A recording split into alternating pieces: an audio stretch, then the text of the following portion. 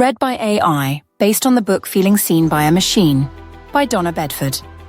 Available on Amazon and Kindle Unlimited. Chapter 1. Understanding Neurodiversity. This isn't just about neurodiversity, it's about redesigning the web for the minds that are already here. The ones scanning for patterns, masking their effort, navigating systems that were never built for them. This is the shift to seen, from average users to actual people. From tolerance to true inclusion. From silent struggle to systems that serve. Now let's start with the basics. What is neurodiversity? Neurodiversity is the understanding that there's no single normal way to think.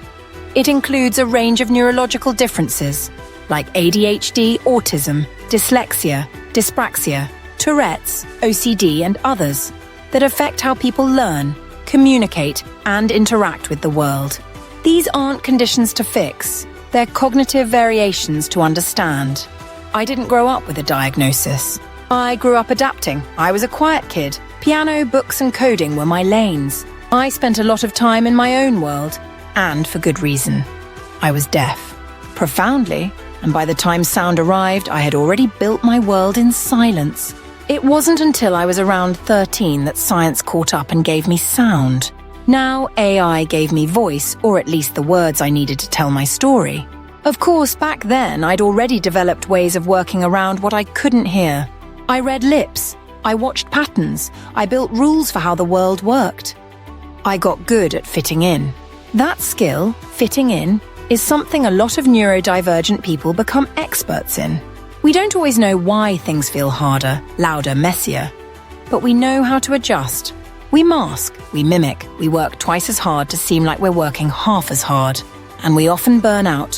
When I was finally diagnosed with ADHD as an adult, it wasn't a crisis. It was a shift, a quiet, powerful realignment that brought relief. Suddenly, the scattered thoughts, the hyper-focus, the time distortion, the emotional intensity, it all made sense. I wasn't broken. I was built differently. And that realization made me look at everything differently, including the digital systems I'd worked in for years. 1.1. What breaks our brains? If you want to know what digital design feels like for many neurodivergent users, imagine walking into a library where every book cover is blinking, where the shelves change order every time you look away, where the signs say clever things like Knowledge Hub instead of fiction. This is my world. Is it all neurodiverse people's world? Probably not. We all think differently after all, don't you? That's how the internet hits me sometimes.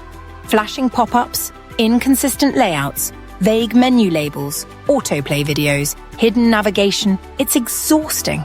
I remember when the BBC rolled out a redesign that was supposed to improve accessibility. Fonts were bigger. Colours were of higher contrast. Layouts were simplified. On paper, it ticked all the boxes. But for me, it broke something. I couldn't process it anymore. My brain couldn't track the flow of text. The spacing was off. The rhythm was gone. It was like trying to dance to a song that kept changing tempo. I had to retrain myself just to consume the news again. It took months. It's still not the same, bearable, but no longer a daily activity that I enjoy anymore. The site was technically accessible, but not cognitively usable, or at least for me. And that's the gap most teams don't know they're leaving wide open. The space between accessibility and actual usability. 1.2. Friction, fatigue, and function. Neurodivergent people are often pattern-driven. We notice what repeats. We build mental scaffolding around predictable flows. When a system breaks that flow by moving layouts mid-scroll, hiding progress bars, or removing back buttons, it doesn't just confuse us. It fatigues us. Cognitive fatigue is real. It's the silent killer of engagement. I don't shop in stores if I can help it. I don't want to be approached, sold to, or interrupted. Online, I want to search, filter, decide. I want to opt into complexity, not be hit with it up front. The systems that work best for me aren't the prettiest or the trendiest. They're the ones that let me complete a task without testing my patience or cognition. Tools that reduce friction earn trust. Not because they're beautiful, but because they're navigable. Search, filter, add to cart. Done. That doesn't mean I want a rigid sequence. It means I want clarity without surprise. Autonomy without confusion.